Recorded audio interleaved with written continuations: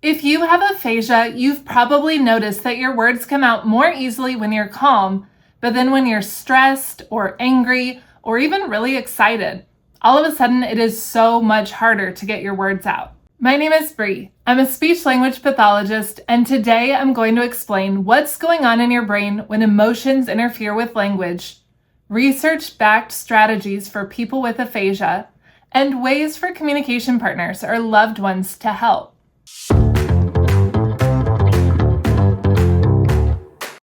What's happening in the brain?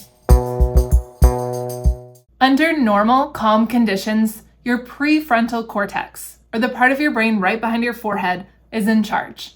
This is your thinking brain, and it's in charge of planning and decision-making and finding language and putting words together. But when you get stressed or mad or experience other strong emotions, the control shifts to a different part of your brain called the amygdala. This part of your brain is like an alarm bell that's screaming, hey, something important's going on. And then what it does is it takes all of your processing power away from language and sends it over to the emotional processing part of your brain. If you're feeling stressed or scared, your body releases hormones, particularly one called cortisol. For people with aphasia, this is a double whammy because you've already had a stroke or a brain injury or something that affects the language areas of your brain. So even in a calm, stress-free environment, it can be hard to think of your words. You add a bunch of these stress hormones flooding your system, and it makes it really, really hard to talk. A quick break to remind you that I have a weekly newsletter. I send out my favorite resources as well as tips and tricks for how to improve at home. This is free. Go ahead and sign up at aphasiawithbree.com/subscribe. All right, now let's get back to it. Strategies for people with aphasia. Strategy number 1. I know this sounds ridiculous, but you can shut down this whole process with some deep breathing.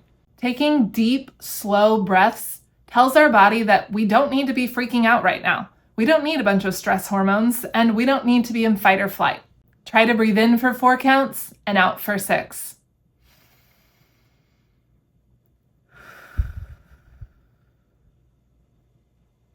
This activates your parasympathetic nervous system and it turns off the alarm bell in your amygdala.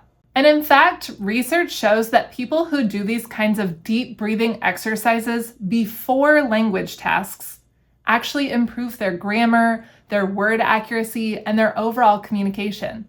So if you know that doctor's visits or reading the news or talking on the phone or even a certain person like your Uncle Joe is gonna stress you out, try doing deep breathing exercises and relaxation techniques before you interact with that stuff.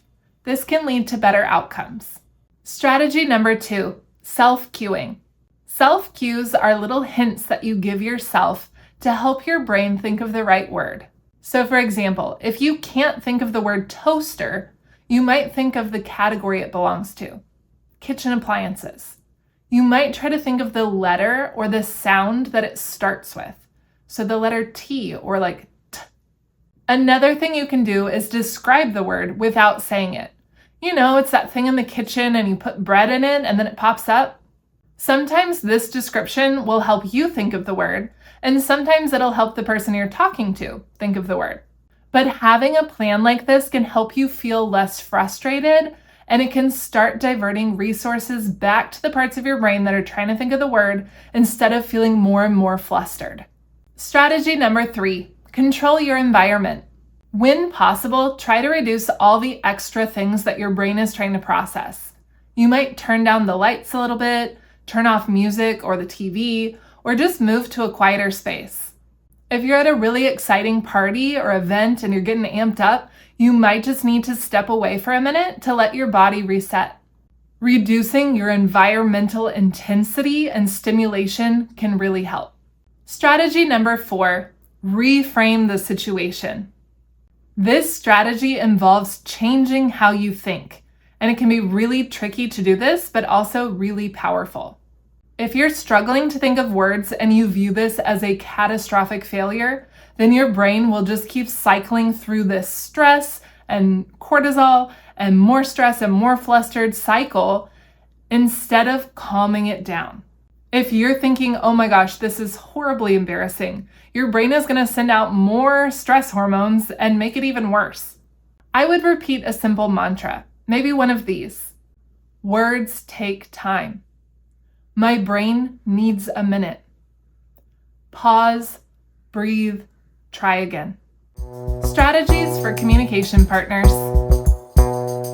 Now let's talk about what communication partners can do. Strategy number 1, understand the problem. If you skipped the beginning of this video or you skipped over the tips for people with aphasia, I would encourage you to go back and listen. Understanding the problem is step 1, and you can validate their experience and be understanding when this happens. And here are some concrete strategies. Do deep breathing exercises when someone's feeling flustered or even before the activity that you know will fluster them. Another thing you can do is help adjust the environment. Get rid of bright lights or music or noise when you can, or help your loved one take a break to help reset their brain and give them more energy to keep going. Another thing you can do is repeat a simple phrase. You got this. Words take time. Strategy number 2, time-sensitive conversations strategically. If you need to discuss something like medical decisions or family problems or finances, don't do it when they're already stressed out. If your loved one is feeling tired or flustered or just really emotionally charged, that is not the right time for that conversation. Wait for a calm and well-rested moment. And be realistic for situations that predictably cause high arousal.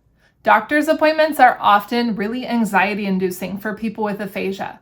Family get-togethers can be exciting and fun, but also overwhelming and overstimulating. Make a plan for these things in advance. Strategy number 3, give them time. This one is so important. Wait at least 5 seconds before offering help when someone's searching for the right word. I know that 5 seconds can feel like forever in a conversation, but count silently in your head and wait it out. It's also really nice if you maintain eye contact during this time and a neutral facial expression. Most of the time, people are jumping in with good intentions. They want to help you think of the word or move the conversation along or take away some of your stress. But when you do this too quickly, it actually releases more stress hormones and makes the person more flustered.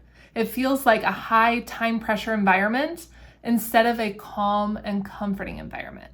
Don't interrupt. Don't try to think of the right word. Slowly count to 5 in your head and let them kind of calm their own body and see that it is a safe and calm environment. Strategy number 4, switch to nonverbal communication.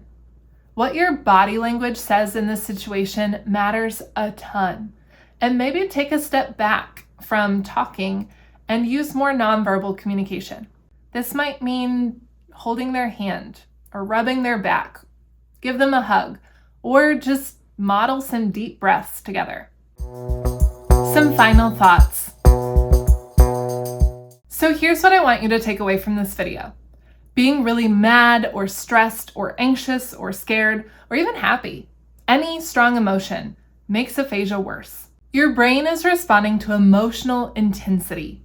And what this does is takes resources and attention away from language processing and moves them toward emotional processing. It can also trigger the release of hormones that interfere with word finding. But understanding this means that we can use strategies that actually work. A few more quick reminders. If this video was helpful, please like and subscribe so you don't miss out on the next one. If you want all of my favorite aphasia resources, as well as tips and tricks for how to improve at home, sign up for my newsletter. You can find that at aphasiawithbree.com/subscribe. All right, y'all. Thanks for being here, and I'll see you again soon.